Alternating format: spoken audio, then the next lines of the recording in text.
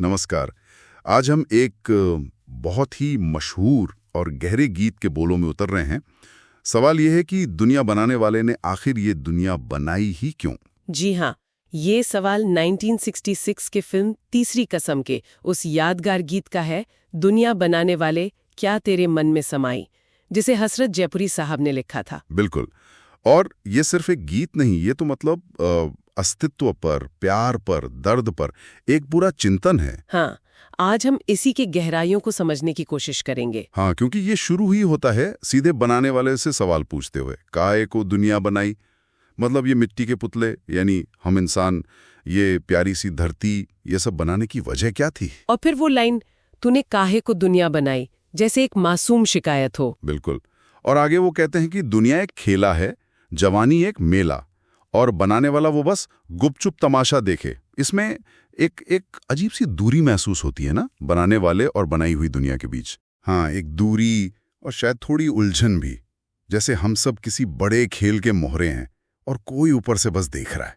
ये सोचने पर मजबूर करता है कि हमारे होने का असल मकसद क्या है। लेकिन फिर देखिए हसरत जयपुरी जी क्या कमाल का मोड़ लेते हैं।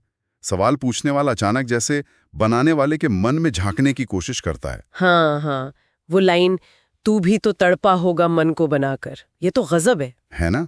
यहाँ गायक या कहें कि गीतकार वो सृष्टिकर्ता में मानवीय भावनाएं देख रहा है, एक अंदाजा लगा रहा है। सिर्फ शिकायत नहीं रही अब, बल्कि एक तरह की हमदर्दी जताने की कोशिश। सही कहा। जैसे वो समझना चाह रहे हो कि शायद बनाने वाले के दिल में भी कोई प्यार का तूफान छुपा हो, कि शायद उसकी आंखों में भी कोई छवि हो, कोई तस्वीर। कोई छवि तो होगी आंखों में तेरी।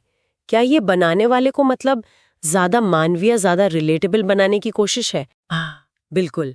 उसे उस अमूर्त, उस एब्स्ट्रैक्ट ईश्वर से निकालकर एक भावनात्मक धरातल पर लाने का प्रयास है। और फिर वो पंक्ति, आंसू भी छलके होंगे पलकों से तेरी, बहुत मार्मिक। ये सोचना कि बनाने वाला भी रोया होगा, ये इस गीत को एक असाधारण गहराई देता है। क्या ये मतलब ये है कि बनाने की प्रक्रिया में, सृष्टि रचने में खुद बनाने वाले ने भी कोई कीमत चुकाई, कोई दर्द सहा? शायद यही इशारा है। और फिर ये भावनाएं इंसानी तजुर्बे से जुड़ती हैं, खासकर प्यार से। हाँ, आगे गीत कहता है, प्रीत बनाई तूने, जीना सिखाया, हंसना सिखाया, रोना सिखाया। मतलब प्यार ने जिंदगी को मायने दिए। बिल्कुल। जीवन के रास्ते पर साथी मिले, मीत मिले, और उन साथियों ने फिर सपने जगाए। मीत मिला के तूने सपने जगाए। यहाँ तक सब कितना अच्छा, कितना उम्मीद भरा लगता है ना? हाँ, यहीं तक। और यहीं पर मुकेश जी की आवाज का जो दर्द है वो उभरता है। शंकर जयकिशन का संगीत भी उस उम्मीद के बाद आने वाले सवाल का वजन जैसे बढ़ा देता है। वो सवाल, सपने जगा के तूने काहे को दे दी जुदाई। ये तो जैसे पूरे गीत का निचोड़ है, उसका मर्म है। हाँ। अगर मिलना था, सपने देखने थे, तो फिर ये बिछड़ना क्यों, ये जुदाई क्यों? ये खुशी और गम का जो साथ साथ चलना है जिंदगी में, ये उसी पहेली पर उंगली रखता है। और ये सवाल सिर्फ उस फिल्म के किरदार का नहीं रह जाता, ये हर उस इंसान की आवाज बन जाता है जिसने उम्मीद की हो, प्यार किया हो और फिर उसे खोया हो। हाँ, ये एक यूनिवर्सल, एक सार्वभौमिक अनुभव है। सही कहा। तो हसरत जयपुरी के वो शब्द, मुकेश जी की वो दर्द भरी आवाज और शंकर जयकिशन का वो संगीत, इन सब ने मिलकर एक ऐसा सवाल खड़ा किया है जो आज भी, मतलब इतनी पीढ़ियों बाद भी उतना ही मौजू है, उतना ही रेलेवेंट है। सच में ये सिर्फ एक फिल्मी गाना नहीं है, ये तो दर्शन है, पीड़ा का इजहार है और हमारे होने पर एक गहरा सवालिया निशान। तो दुनिया बनाने वाले हमें यही याद दिलाता है कि जिंदगी की जो पहेली है वो सिर्फ खुशियों से नहीं बनी, उसमें सवाल भी हैं, दर्द भी है, जुदाई भी है। और ये गीत सीधे सीधे पूछता है क्यों। हाँ, और शायद इसका कोई आसान सा जवाब है ही नहीं। शायद नहीं।